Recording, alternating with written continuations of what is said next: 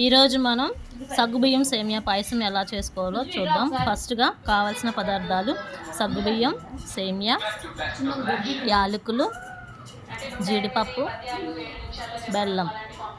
ముందుగా సేమియాని తీసుకొని ఇలా బాణీలో వేసి కొంచెం అలా అలా వేయించాలి.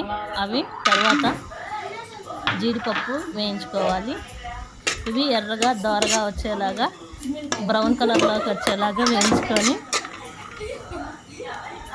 చూసారా ఇలా కొంచెం కొంచెం కలర్ మారిపోతుంది.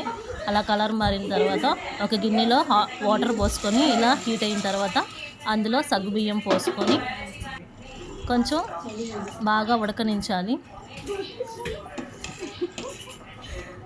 అలా ఉడుకుతూ ఉండగా బాగా ఇలా మరుగుతూ ఉంటే గింజ అనేది బాగా ఉడకాలి.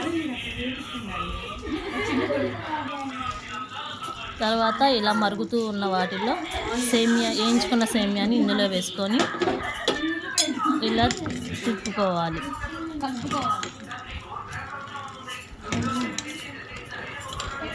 తర్వాత పాలు వేరే బౌల్లో పోసుకొని ఇలా 2-3 పొంగులు వచ్చేదాకా కాగబెట్టుకోవాలి.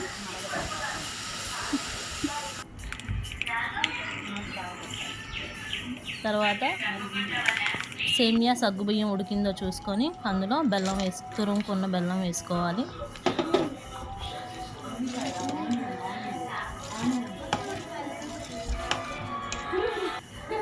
వేసుకున్న బెల్లం కరిగిన తర్వాత అలా దంచుకున్న యాలకులు వేసుకోవాలి. వేసుకొని ఇలా తిప్పుకుంటూ ఉండాలి. తర్వాత మరిగించిన పాలు ఉన్నాయి కదా, ముందుగానే మరగబెట్టిన పాలు ఇంకా ఉడికిపోయిన ఈ సేమియాలో వేసేసుకొని జీడిపప్పు, కిస్మిస్ మొత్తం ఇలా కలిపేసుకోవాలి. చివరిగా ఎలా వచ్చిందో చూడండి. Thank you friends.